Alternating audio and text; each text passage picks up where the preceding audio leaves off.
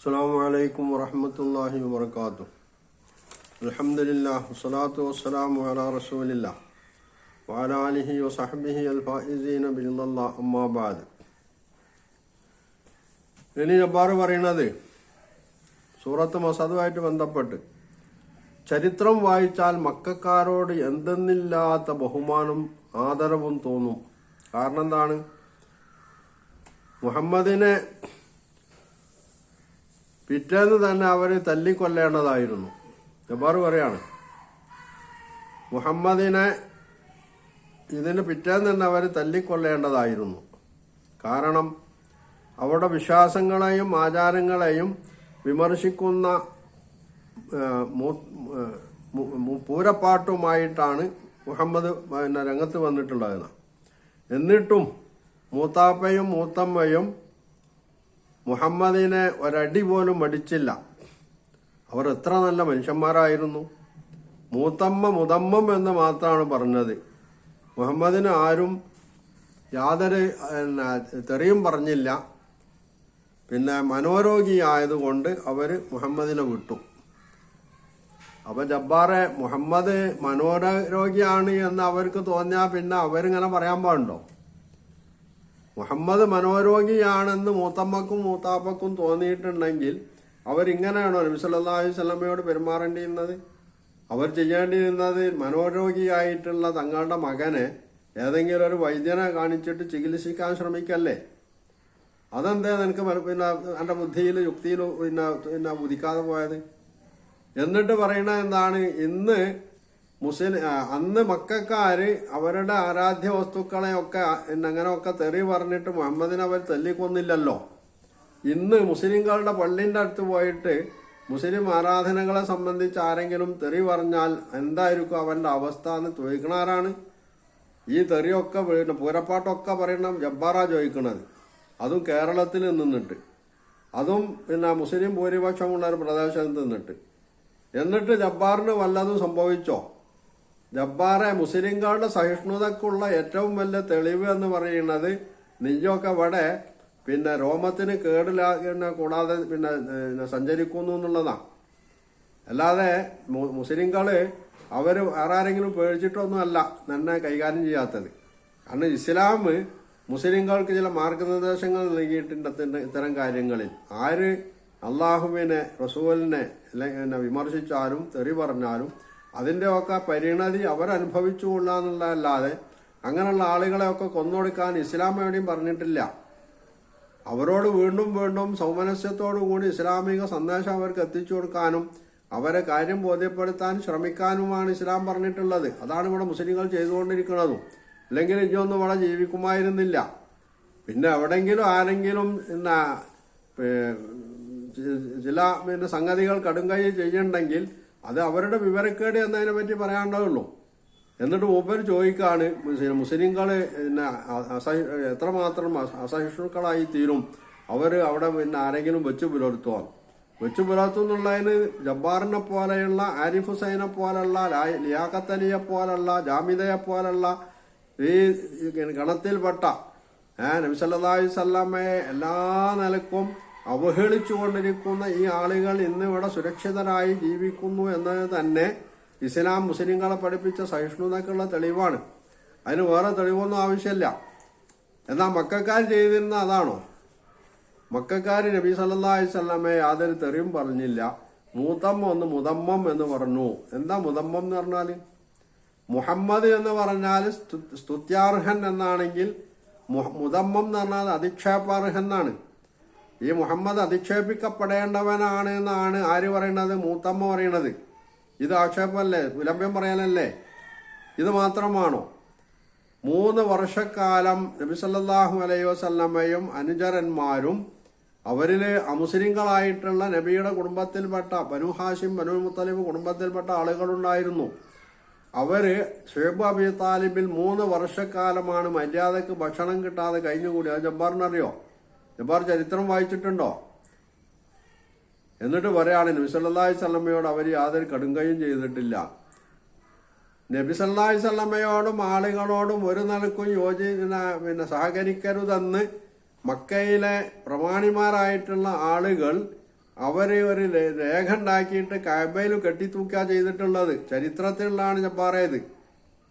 അപ്പൊ ചരിത്രം വായിച്ചാൽ ഖുറൈശികളോട് വലിയ അല്ലെ മക്കക്കാരോട് വലിയ ആദരവ് തോന്നുന്ന നിനക്കൊക്കെ എന്തിന്റെ കേടാണ്? ബുദ്ധി എന്ന് പറയുന്നത് ആർക്ക് വേണ്ടി പണയം വെച്ചതാണ്? എന്തും ചെയ്തിട്ട് നബി സല്ലല്ലാഹു അലൈഹി വസല്ലമയെയും ഇസ്ലാമിനെയും തെറി പറയുകയും അഭിശംസിക്കുകയും പിന്നെ വിലഭ്യം പറയുകയും ചെയ്യാന്നാണോ ജബ്ബാറിന്റെ മനസ്സിലിരിപ്പ്? അങ്ങനെ പറഞ്ഞോ, നിന്നെ ആരും ഇവിടെ ഒന്നും ചെയ്യാൻ പോകുന്നില്ല. പക്ഷെ ചരിത്ര വസ്തുതകളെ വളച്ചൊടിച്ചും അതിനെ തെറ്റായിട്ട് വ്യാഖ്യാനിച്ചും കാര്യങ്ങൾ കൈയാളരുത്. അപ്പൊ നബി സല്ലല്ലാഹു അലൈഹി വസല്ലമ അവിടെ അനുഭവിച്ചിട്ടുള്ള ത്യാഗപൂർണമായിട്ടൊരു ജീവിതമുണ്ട്. അതിന് കാരണം നബി സല്ലല്ലാഹു അലൈഹി വസല്ലം പ്രവാചകത്വവാദവുമായി വന്നപ്പോൾ ആ ജനത, മക്കയിലെ ജനത നബി സല്ലല്ലാഹു അലൈഹി വസല്ലമക്ക് പിന്നെ എതിരിൽ തിരിഞ്ഞിട്ടുള്ളതാണ്. അതിനും നേതൃത്വം നൽകിയിരുന്ന കൂട്ടത്തിലാണ് അബൂജഹല്, അബൂലഹബ് പോലുള്ള ആളുകൾ ഉണ്ടായിരുന്നത്. അതിൽ അബൂജഹല് പിന്നെ ബദർ യുദ്ധത്തിൽ കൊല്ലപ്പെട്ടു. അബൂലഹബ് പേടിച്ചിട്ട് അങ്ങോട്ട് പോയതേ ഇല്ല. ഇതൊക്കെയാണ് സംഭവം. കാരണം അബൂലഹബിനറിയാം മുഹമ്മദ് അള്ളാഹിന്റെ പ്രവാചകനാണ് എന്നുള്ളത്. അതറിയാമായിരുന്നുള്ളത് അബൂലഹബ് തന്നെ പിന്നെ പറഞ്ഞിട്ടുള്ള അഭിപ്രായത്തിലൂടെയാണ് നമ്മൾ എത്തിച്ചേരുന്നത്. കാരണം നബി സല്ലല്ലാഹു അലൈഹി വസല്ലമയുടെ 2 പെൺകുട്ടികളെ റുഖയ്യയെയും ഉമ്മു കുൽസൂമിനെയും വിവാഹം ചെയ്തിരുന്നത് അബൂലഹബിന്റെ 2 മക്കളാണ്. നബി സല്ലല്ലാഹു അലൈഹി വസല്ലം പ്രവാചകത്വം വാദിച്ചു വന്നപ്പോൾ അബൂലഹബ് ചെയ്തതെന്താ? ഈ പെൺകുട്ടികൾ എന്ത് തെറ്റാണ് ചെയ്തത്? അബൂലഹബ് തന്റെ മക്കളോട് പറഞ്ഞു, മുഹമ്മദിന്റെ 2 മക്കളെയും അവന്റെ വീട്ടിൽ കൊണ്ടാക്കി കൊടുത്താൽ അല്ലാതെ ഇനി ഞാനും നിങ്ങളുമായിട്ടൊരു ബന്ധവുമില്ല.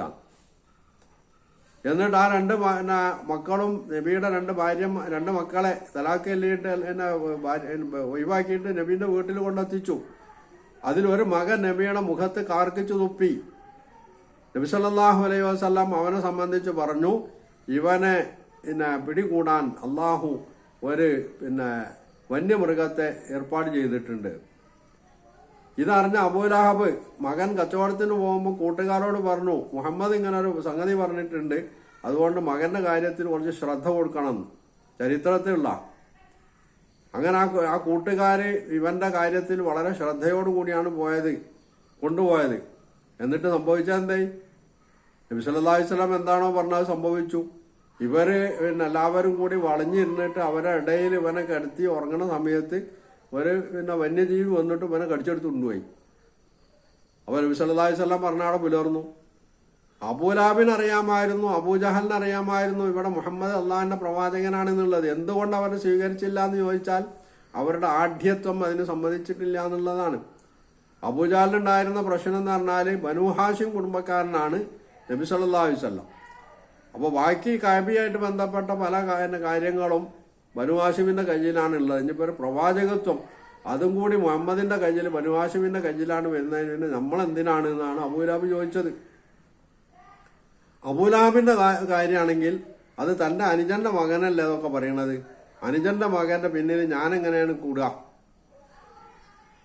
പിന്നെ പോരെങ്കിൽ അന്നത്തെ നബി സല്ലല്ലാഹു അലൈഹി വസല്ലമയുടെ ഏറ്റവും വലിയ ശത്രുവായിരുന്ന അബൂ സുഫിയാന്റെ സഹോദരിയാണ് അബൂലഹബിന്റെ ഭാര്യ. അതും ഒരു കാരണം. അപ്പൊ ഈ കാരണങ്ങളാൽ നബി സല്ലല്ലാഹു അലൈഹി വസല്ലമയുടെ പ്രവാചകത്വം അംഗീകരിക്കാൻ അബൂലഹബിനും ഭാര്യക്കും സാധിച്ചില്ല. അവര് എല്ലാ വിധത്തിലും നബി സല്ലല്ലാഹു അലൈഹി വസല്ലമക്ക് എതിരിൽ തിരിഞ്ഞു. നബി എവിടെയൊക്കെ പോകുന്നുവോ അവിടെയൊക്കെ നബി സല്ലല്ലാഹു അലൈഹി വസല്ലമയെ പിന്തുടർന്നുകൊണ്ട് അബൂലഹബ് പോകും. എന്നിട്ട് നബി സല്ലല്ലാഹു അലൈഹി വസല്ലം ആരെയും കണ്ടിട്ട് ഞാൻ അള്ളാഹിന്റെ പ്രവാചകനാണ്, എന്നെ നിങ്ങൾ അംഗീകരിക്കണം എന്ന് പറയുമ്പോൾ ഉടനെ തന്നെ അബൂലഹബ് പറയും, ഇയാളൊരു ഭ്രാന്തനാണ്, ഓൻ പറയുന്നത് കണക്കിലെടുക്കണ്ട. ഇതാണ് അബൂലഹബ് ചെയ്തിരുന്നത്. ഒരു ഭ്രാന്തന്റെ പിന്നാലെ ചെന്നായിട്ട് ഇങ്ങനെ ഭ്രാന്തനാണെന്ന് പറയേണ്ട കാര്യമുണ്ട്. ആളുകൾക്ക് തിരിയില്ല അപ്പം ഭ്രാന്തനാണെന്നുള്ളത്. അപ്പൊ ഭ്രാന്തനാണെന്നുള്ളത് അവർ ആരോപണമായിരുന്നു എന്ന് അതെന്നെ തെളിയിക്കുന്നുണ്ട്. അതുകൊണ്ടാണല്ലോ അബൂലഹബിന് ഇങ്ങനെ പിന്നാലെ ചെന്ന് പറയേണ്ടി വരുന്നത്. നമ്മുടെ നാട്ടിലൊക്കെ ഉള്ള ഭ്രാന്തന്മാരെ പിന്നാലെ ആരെങ്കിലും പോയാട്ട് ഇപ്പം ഭ്രാന്തനാണ് പറയുന്നത്. ലോകത്ത് അങ്ങനെ ഒരു ഏർപ്പാടുണ്ടോ? അപ്പൊ ഭ്രാന്തില്ലാത്ത സത്യം പറയുന്ന ഒരാളെ സംബന്ധിച്ച് ഇയാൾ പറയുന്നത് ഭ്രാന്താണ് എന്ന് പറയേണ്ടി വരുന്നത് എന്തുകൊണ്ടാണ്? അത് ഇയാൾ പറയുന്നത് വളരെ സത്യമാണ്. ജനങ്ങൾ ഇയാളെ അംഗീകരിച്ച് കളയുന്ന പേടിയുള്ളതുകൊണ്ടാണ്.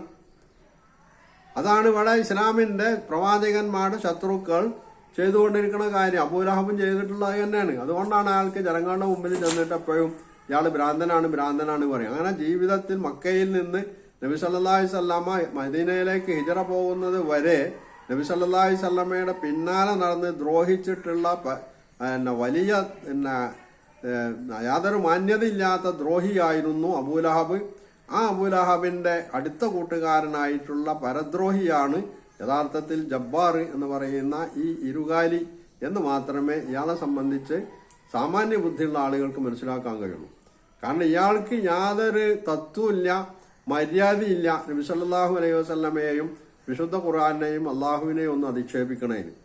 മഹാപണ്ഡിതനായിട്ട് അറബി ഭാഷ ഒന്നും അറിയണ്ടായില്ല, എന്നാലും നിങ്ങൾക്ക് ഖുർആൻ ക്ലാസ് എടുക്കാന്നാണല്ലോ ജബ്ബാർ പറയുന്നത്. ഖുർആനെ നിരൂപണം നടത്തുകയൊക്കെ ചെയ്യാം. ഇത് വേറൊരു പുസ്തകത്തിന്റെ കാര്യത്തിലും ജബ്ബാർ അംഗീകരിച്ചു വരുമല്ലോ. ഖുർആന്റെ കാര്യത്തിൽ മാത്രം ഈ ഒരു തത്വം എങ്ങനെയാണ് ജബ്ബാറിന് അംഗീകരിക്കാൻ കഴിയുക, അല്ലെങ്കിൽ ജബ്ബാറിനെ പോലുള്ള ആളുകൾക്ക് അംഗീകരിക്കാൻ കഴിയുക? വേറൊരു പുസ്തകത്തിന്റെ കാര്യത്തിലും ആ പുസ്തകം ഏത് ഭാഷയിലാണോ എഴുതിയത് ആ ഭാഷ പഠിക്കാതെ അതിനെ നിരൂപണം നടത്താൻ പറ്റുമെന്ന് ഇവിടെ ആരും പറയുന്നില്ല. ഖുർആന്റെ കാര്യത്തിലാവുമ്പോൾ എന്തും തോന്നിയതുപോലൊക്കെ വിളിച്ചു പറയാമെന്നാണോ? അതാണോ യുക്തിവാദം എന്ന് പറയുന്നത്? ഇവിടെ എബ്ബാറും ആളുകളും ചെയ്തുകൊണ്ടിരിക്കുന്ന അതാണ്. അപ്പൊ ഈ നെറികെട്ട ഏർപ്പാട് അതുമായിട്ടാണ് ഇവർ മുമ്പോട്ട് പോകുന്നത്. എന്നിട്ട് മുസ്ലിങ്ങൾ അസഹിഷ്ണുക്കളാണ് എന്ന് വിളിച്ചു പോവുകയും ചെയ്യുന്നു. എന്നിട്ടും അവരുടെ സുരക്ഷിതമായി കഴിയുന്നു എന്നുള്ളത് മുസ്ലിങ്ങൾ സഹിഷ്ണുതയുള്ളവരാണെന്നും അവർ എടുത്തുചാട്ടക്കാരല്ല, ഇസ്ലാം അവരങ്ങനെ പഠിപ്പിച്ചിട്ടില്ല എന്നതിൻ്റെയും ഏറ്റവും വലിയ തെളിവ് കൂടിയാണ് എന്നാണ് ഈ ജബ്ബാറിന്റെ ഇത്തരത്തിലുള്ള കോപ്രായങ്ങൾ കേൾക്കുമ്പോൾ നമ്മൾ മനസ്സിലാക്കേണ്ടത്.